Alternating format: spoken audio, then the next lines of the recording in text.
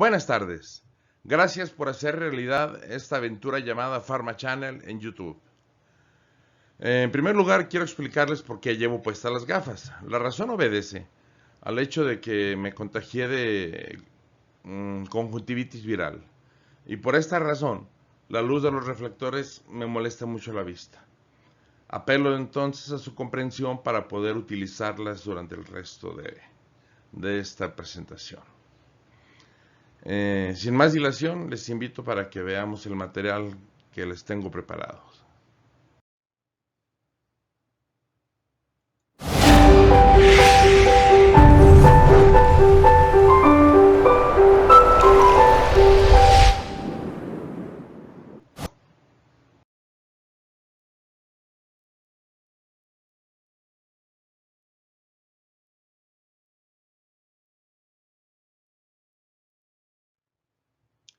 Ante una infamia, es vil guardar silencio y es digno rebelarse y combatirla. Con esta actitud en mente, es con la que revisaremos el siguiente video llamado Los 10 médicos más infames en la historia de la medicina. El 10º lugar lo ocupa un portugués, un premio Nobel. Sí, escucharon bien, un premio Nobel. El doctor Caetano Egas Moniz, quien desarrollara un programa de psicocirugía que culminó con la primera lobotomía prefrontal en 1939, lo que le valdría 10 años después, en el 49, el premio Nobel. Sin embargo, la razón por la que merece estar en este ranking tan especial se debe a que el doctor Moniz nunca realizó la serie previa de cirugías experimentales, sino que se basó totalmente en el trabajo del doctor John Fulton realizado en 1928, el cual además fue realizado con chimpancés. Por lo tanto, este médico pertenece a la categoría de la infamia.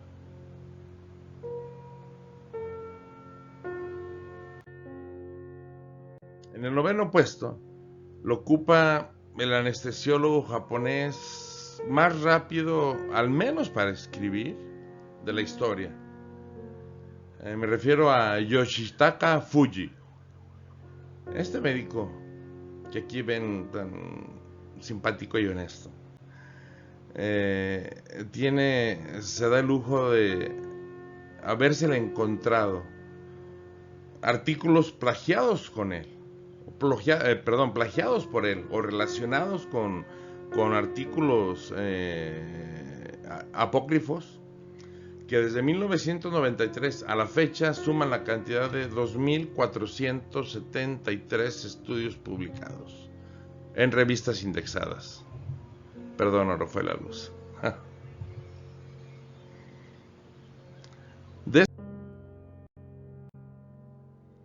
Hasta la fecha solamente se ha logrado acreditar el plagio en 172. Hay 37 que están por considerarse también en esta categoría de plagio, por lo cual van a sumar 209 estudios más o menos. Sí, 209 estudios, de los cuales el doctor solamente realizó 3 estudios, solo 3 estudios son buenos. El caso fue recientemente destapado después de que la Sociedad Japonesa de Anestesiología resolvió este 29 de junio que el doctor Fuji falseó la mayoría de los artículos científicos en su etapa en Japón y Canadá. Por tanto, este médico pertenece también a la infamia. En la 8ª posición, este tipo, para comenzar, no es médico, pero sí afecta a la historia de la medicina. Y afecta a una especialidad, a una disciplina de la medicina ya muy golpeada por muchas pseudociencias. Me refiero a la psicología y al golpeteo que ha recibido al ser relacionada con pseudociencias como el psicoanálisis, la grafología, la programación neurolingüística, y lo que nos faltaba es que surgiera este tipo, Alejandro Jodorowsky, un tipo que se define a sí mismo como escritor y director de cine, escritor de libros, cómics y algunos ensayos, dice, pero su aporte que él considera trascendental es la psicomagia. Es un ritual que conjuga ritos chamánicos, el teatro, el psicoanálisis y la lectura del tarot. Me escucharon bien. El tarot unido a todo esto. Evidentemente su mayor clientela radica en los Estados Unidos, aunque él radica en Francia. Este personaje se ha aprovechado de su carisma para pararse en congresos y en foros psicológicos y describir sin ningún miramiento que su metodología carece del rigor científico, pero que sin embargo él sí cura a los pacientes. Estos actos son diseñados a medida, dice él, y solamente pueden ser realizados por un psicomago. También a él debemos el acuñar un término por demás científico y explícito, como es la psicogenealogía. Creo que es más que evidente que este tipo tiene bien ganada esa posición en la infamia en la historia de la medicina.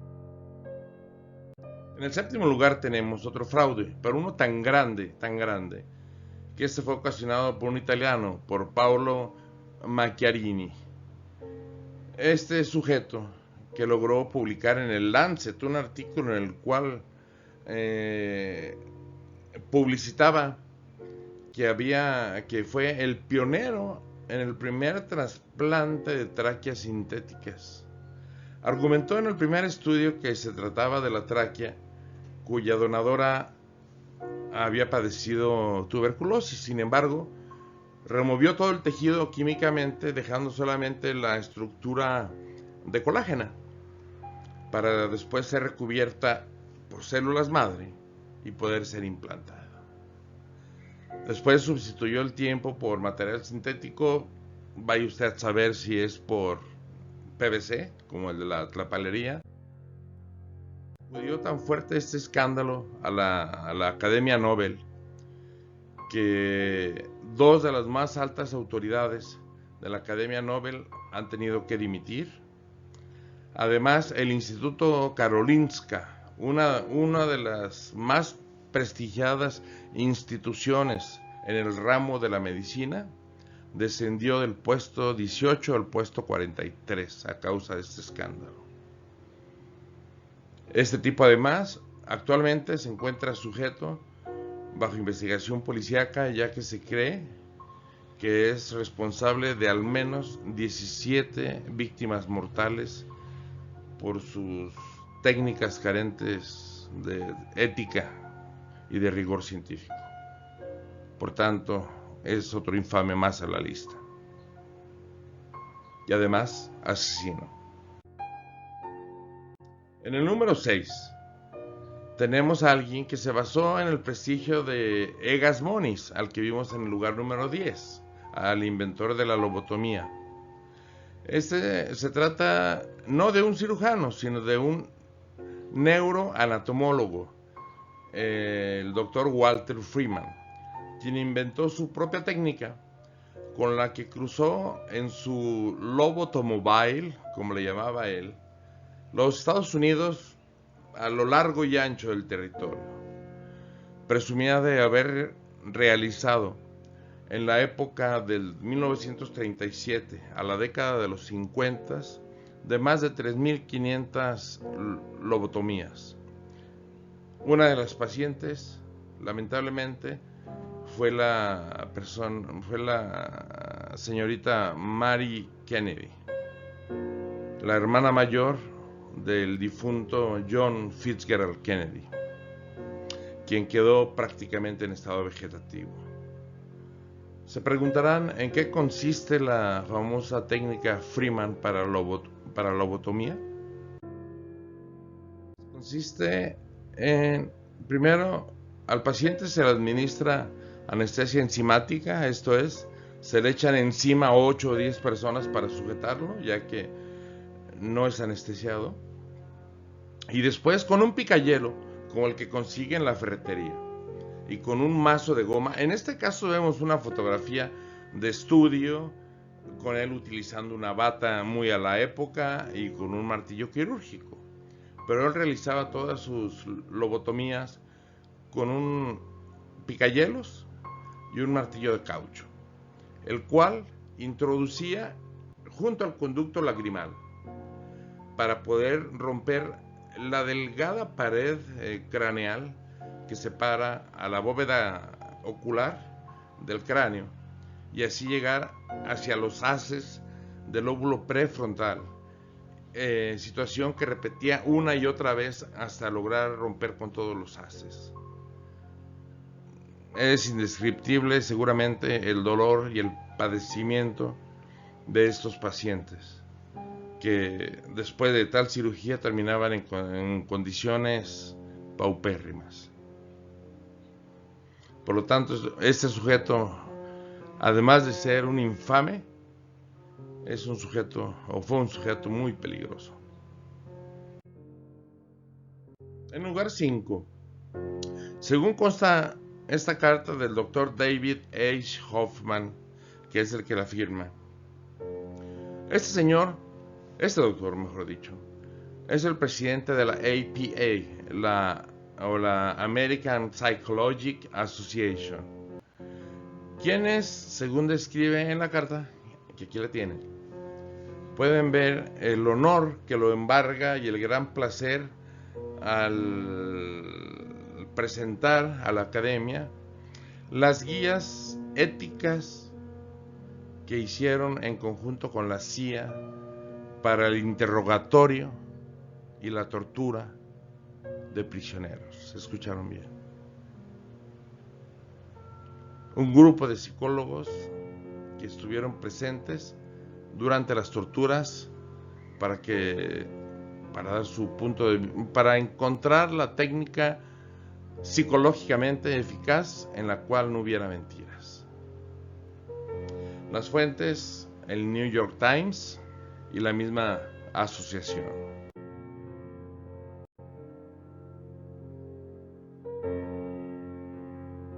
El reporte concluyó que hubo una asociación entre los directivos de la CIA y los psicólogos de la APA. Entre ellos estaba involucrado el mismo director de ética de la APA, quien, según el reporte, estuvo ahí sobre todo para proteger a los psicólogos de las prácticas poco éticas de los que eran copartícipes. Entonces, estarán todos de acuerdo que esta es una práctica totalmente carente de ética, seguramente puede constituir un crimen de lesa humanidad y está por sus propios méritos ubicado en esta lista de la infamia.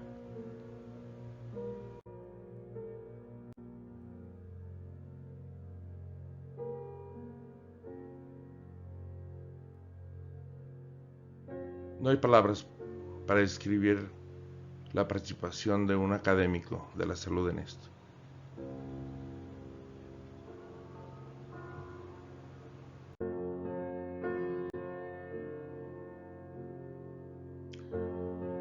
Bueno, como nota editorial, quiero expresar mi repudio porque esta disciplina, la psicología, al igual que las otras psicologías de la salud, surgen con la intención de aumentar el conocimiento de la mente y la conducta humana en pro del beneficio de la humanidad.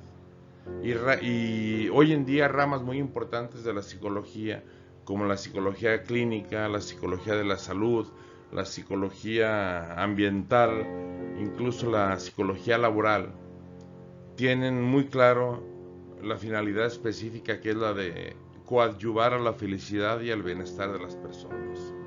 Por lo tanto, es totalmente deplorable que las instituciones de las ciencias de la salud y las personas que en ellas laboran, desde los químicos hasta médicos especialistas, pasando por enfermeras, participen en este tipo de actividades que atentan contra los derechos fundamentales de la humanidad. Bueno, en el lugar número 4 tenemos al doctor Philip George Zimbardo, otro psicólogo. Me van a decir que ya la traigo con los psicólogos.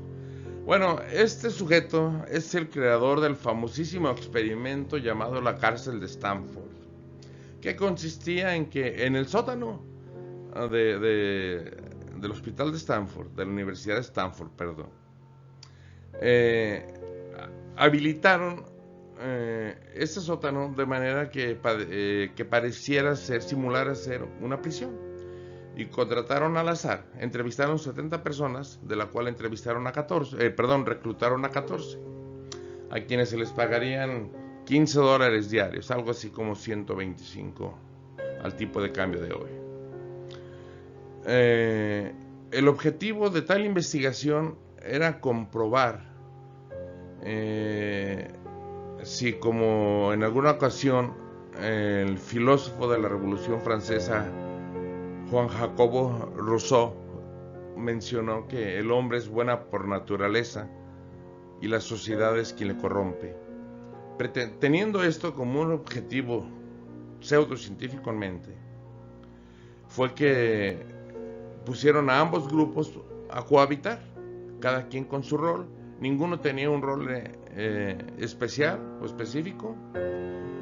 Lo extraordinario fue apreciar que a tan solo 48 horas de que estuvieran interactuando, surgió inmediatamente una reacción, como las reacciones psicopatológicas que se observan en las prisiones, en las cuales los guardias abusan de los prisioneros.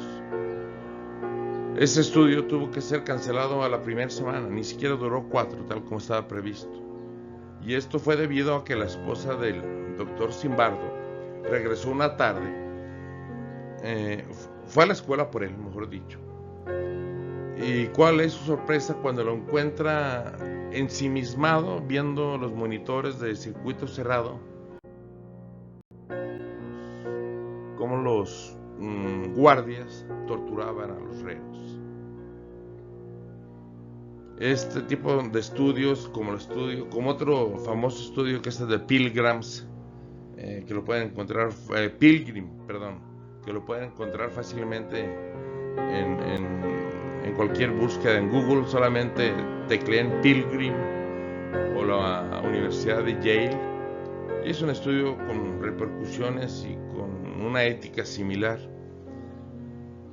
Pero estos son estudios carentes de ética que no deberían ser repetidos jamás. Incluso surgió una película, The Stanford Prison Experiment. Si bien es una pena tener que reconocer que tras estos experimentos es una obligación reconocer la frase latina que dice Homo homini lupus. El hombre es un lobo para la humanidad. Por desgracia somos así, pero entiendo que la razón tiene que privilegiar a cualquier acto barbárico. Esto es entonces también un acto infame y peligroso que no se debe repetir jamás. En la recta final, ya dije final, como ya saben quién. En la recta final, ya hemos visto que el impacto de los malos investigadores va directamente sobre la ciencia, ataca directamente al prestigio de los investigadores, pero sobre todo mina la confianza del público en general en investigadores, científicos y en la ciencia y en los productos de esto. Pues bien, este tipo, Andrew Wakefield, tuvo el descaro de realizar un supuesto estudio, que lo peor fue que The Lancet lo publicó.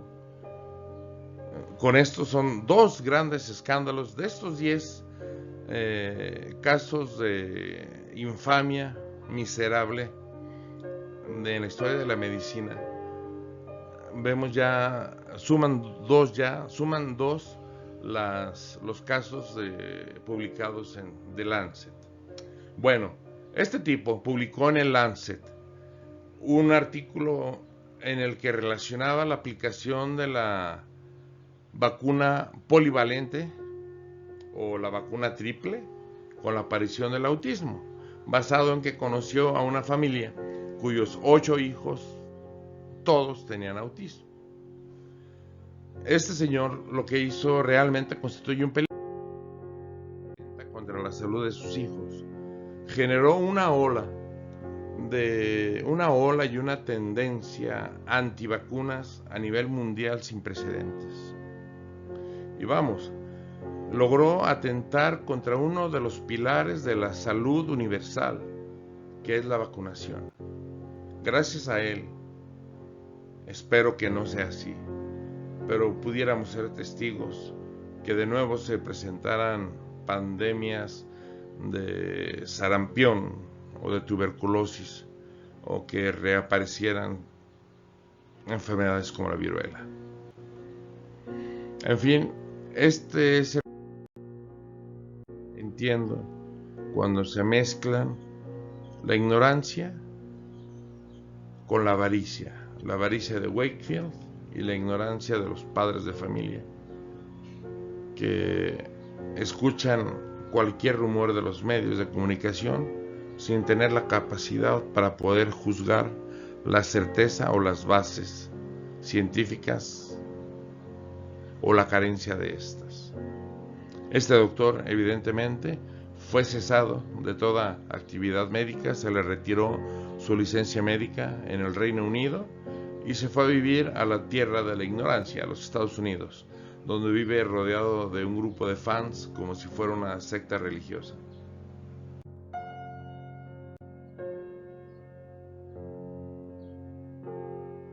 Bueno, esto solamente es parte de lo que les he comentado. En noviembre del 2011, después surge otro reportaje, ahora en el British Medical Journal, en el que desmentía totalmente tanto a Wakefield como a The Lancet. Tanto fue así que The Lancet tuvo que emitir un comunicado disculpándose públicamente. Un sujeto infame y peligroso.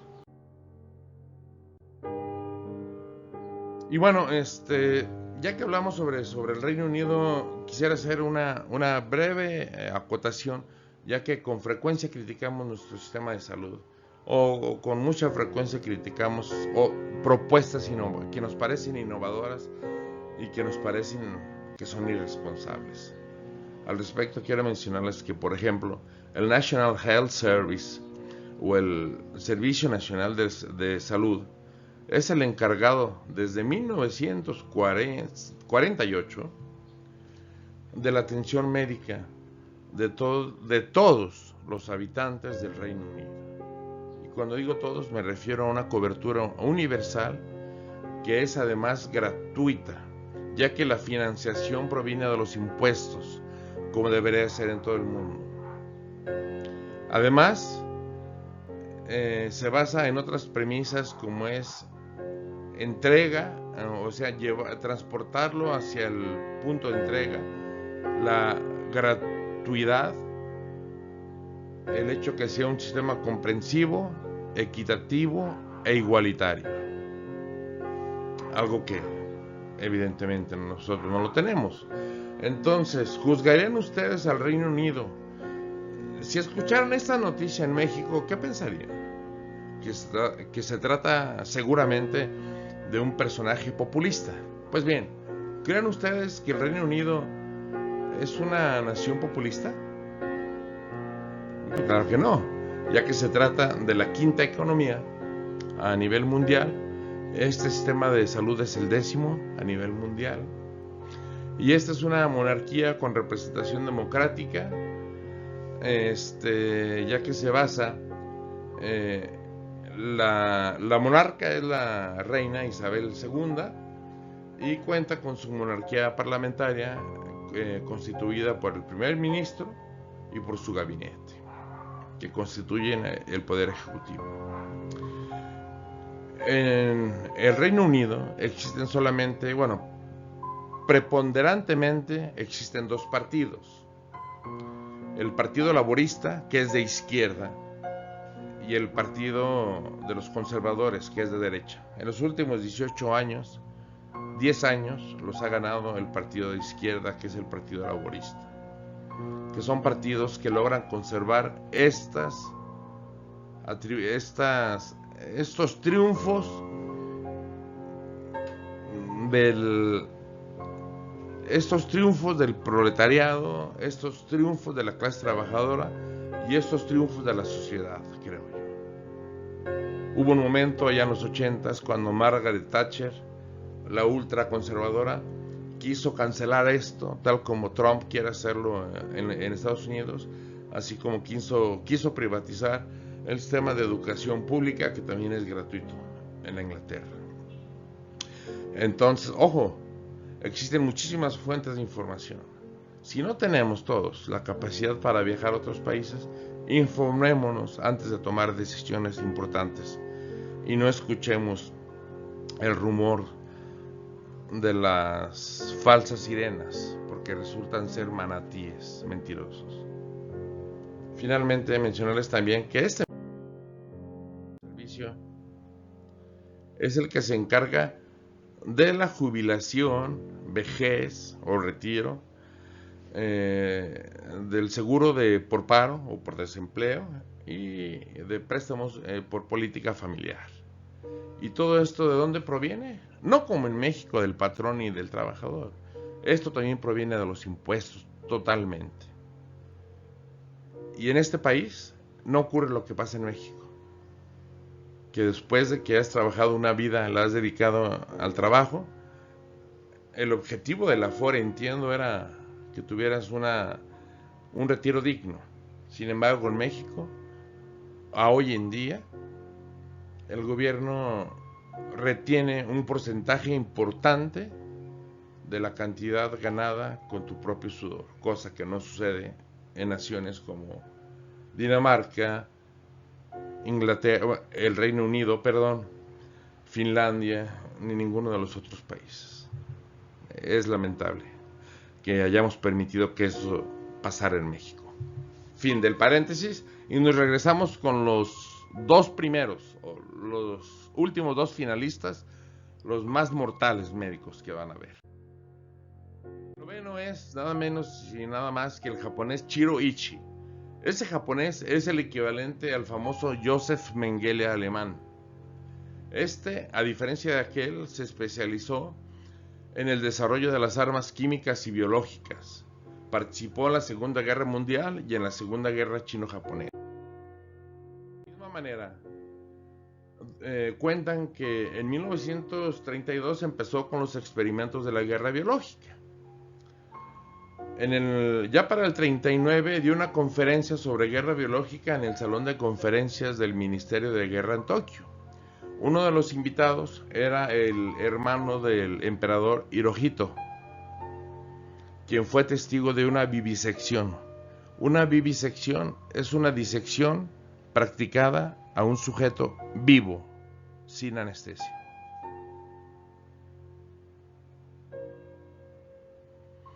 A partir del 40 fue entonces elevado al rango de jefe de la sección de guerra biológica del ejército. Ichi después comenzó con las pruebas con los agentes de guerra como carbunco, cólera, y para después estar estudiando los mejores métodos para que se esparciera sobre la mayor área posible para así poderlo diseminar más ampliamente, y finalmente desarrolló experimentos con seres humanos como vivisecciones, abortos forzados, infartos cerebrales inducidos, así como ataques cardíacos también provocados, y experimentos de congelamiento e hipotermia. Por lo tanto, este sujeto es infame y peligroso, ya que, como suele suceder, obtuvo inmunidad política. Mientras que los soviéticos querían arrestarlo, lo cual provocó casi un conflicto diplomático. Los Estados Unidos, gracias a la intervención del general Douglas MacArthur, quien escribió en 1947 recomendando ampliamente a Ichi por su gran experiencia, todo su conocimiento se fue a Estados Unidos. De ahí formaron su laboratorio clandestino, así como su know-how, el cómo hacer las guerras. Y este sujeto jamás fue juzgado por crímenes de guerra, y el trato se cerró en 1948 hasta la fecha de su muerte. Este sujeto, además de mortal, se rió incluso de la muerte. Y en primer lugar tenemos al ángel de la muerte, Joseph Mengele. Este típico alemán, rubio, alto, bien parecido, es el joven Joseph Mengele. Recién ingresaba a la SS del grupo nazi. Él era el encargado de separar a los reos que eran conducidos hacia los campos de concentración por su nivel de nutrición, por su edad y sobre todo por algunos rasgos físicos que le parecían muy atractivos a él, a este sujeto con un perfil idiopático como de asesino serial. Elegía con particular interés a los gemelos idénticos, a la gente con heterocromía, con ojos de diferente color, a los enanos y a los sujetos con anormalidades físicas. Era tan cruel y tan cínico porque comparte muchos rasgos de la sociopatía, ya que es carente de empatía. Los presos cuentan que cuando llegaba a las barracas de los niños, llegaba con dulces y decía: aquí está el tío Joseph para ir a jugar. Evidentemente era el último bocadillo que esos niños habrían de probar en su vida. Mengele utilizó más de 3.000 gemelos, siendo la mayoría romaníes, no gitanos. Gitanos es una palabra mal vista o mal entendida para los romaníes. Bueno, la mayoría de esos 3.000 gemelos fueron romaníes y judíos. Solamente sobrevivieron 200. Además, dentro de los experimentos que se le ocurrían a este angelito, figuraba uno como el de que a los gemelos idénticos, a uno de ellos le extirpaba un ojo para después posicionarlo quirúrgicamente en la nuca de su gemelo, para ver si es que el gemelo podía seguir viendo a través de la nuca del otro. O también experimentos como el que pueden ver en medio, lamentables e inhumanos, como el de partir primero a dos gemelos idénticos y después suturarlos por la mitad para intentar crear siameses. De este grado de depravación estamos hablando con Joseph Mengele.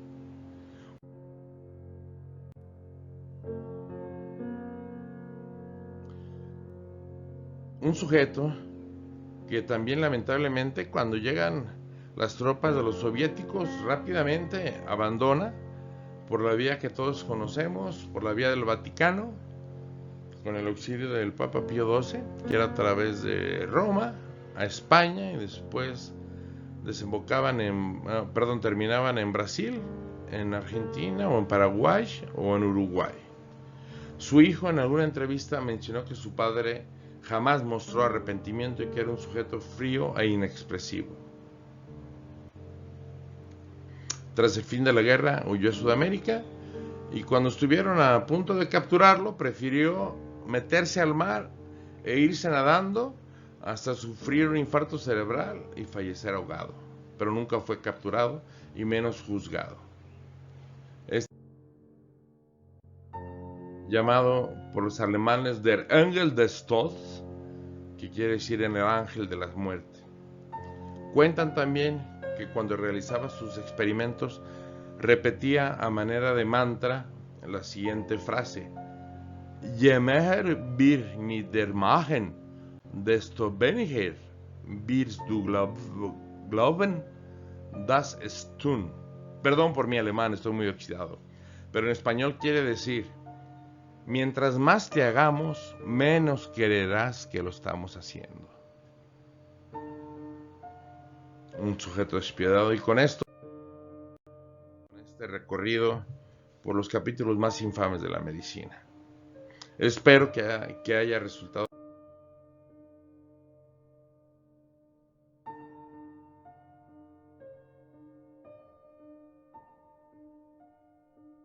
de su agrado. Y como siempre, ya saben qué hacer, por favor.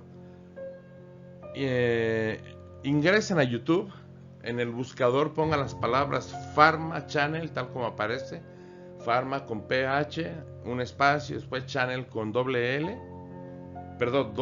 y una sola L, y automáticamente van a aparecer todos mis videos. Si les gustó, denme un like, y a todos los estudios que hice mención, a los del Lancet, a los estudios, a la mayor parte de los estudios cuento con la versión PDF de ellos. Por si alguno de ustedes quiere contar con alguno de esos, háganmelo saber en el espacio para los comentarios. De la misma manera, agradeceré mucho su retroalimentación. De antemano, gracias por todo y nos vemos muy pronto. Chao.